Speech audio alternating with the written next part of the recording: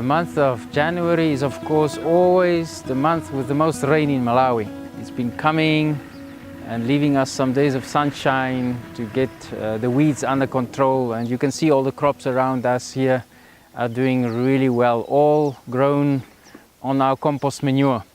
It seems like the rain has been really widespread and most of the country has received very good rain, and people are anticipating a great harvest this year.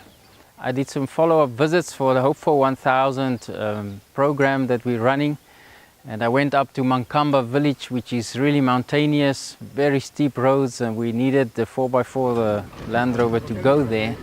It was fun to go and meet some of the farmers there. Some of the farmers are doing really poorly. It's the first time in their lives trying the Foundations for Farming methodology, and they've really struggled with weed control because of all the rain. But then in contrast, then there's some of them that's really doing very great. So I think it's a matter of management. Some are just better farmers than others. So it's been a mixed result there in Mankamba. And I also was asked to go and do a training in Palombe, and that was a very positive experience. I trained about 150 farmers there over 3 days, and we had a great time together. Fatsani went with me, and I used him a lot, and he's becoming an excellent trainer in Foundations for Farming. These farmers we've trained is also a follow-up training. Isaac have trained them before, so all of them have planted a small portion of their fields with mulching and with no ridges, and I must say the plots there look really great, and the people are very thankful for what they've learned, and they know they're going to harvest much more than they've harvested before.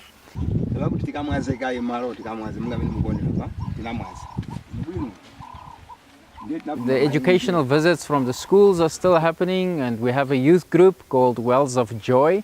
It's coming here every second Friday. And it's been real fun to have them here with us. We've also been training them in Foundations for Farming over the last 2 Fridays through the month.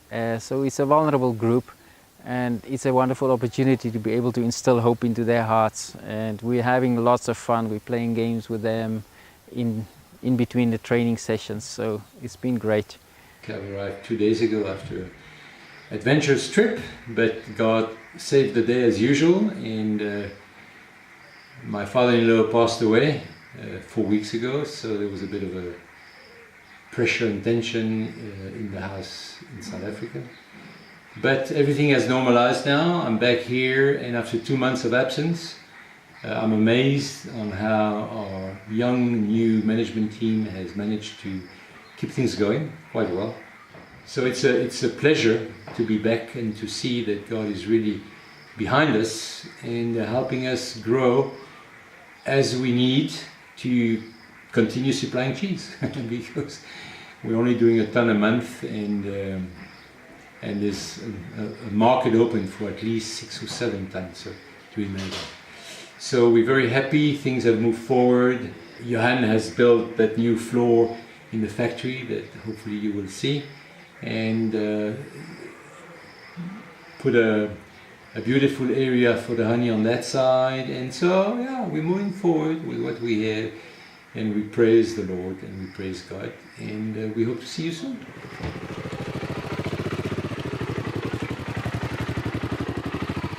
One of the highlights of the month for us was a visitor from South Africa, Ben Bayman, and he's been traveling Africa on motorbike for the last 2 years. I met him through the Hope for 1000 outreach.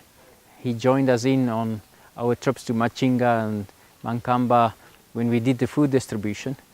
And Ben came and visited us after that distribution, and he camped out here for a day or so, and then he decided, well, he can stay a little bit longer. And in the end, he stayed for 2 weeks, I think, in total, and wow, he proved to be such a huge blessing. It felt to me like he can do almost anything under the sun.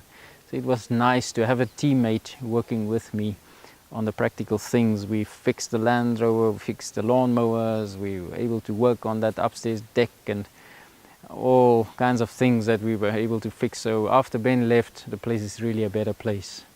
Of course, on 26 January, we had our 26th wedding anniversary, which was amazing to celebrate. And looking back of how faithful God was and how our children has grown into such amazing women, excites us really a lot. We are anticipating Brian and Kath Aldrieve to visit us this Wednesday, just 2 days to go. So, we cannot wait to go and pick them at the airport and have 5 wonderful days with them here. Kath has never been in Malawi, so it's going to be such a privilege for us to have Brian and Kath here and just to spend time and see what God is doing here, maybe spend time with us as a team, encouraging us. And on the Saturday before they fly out, we've invited some ministry partners to come and be with us. So on next month's report, you'll see more of that.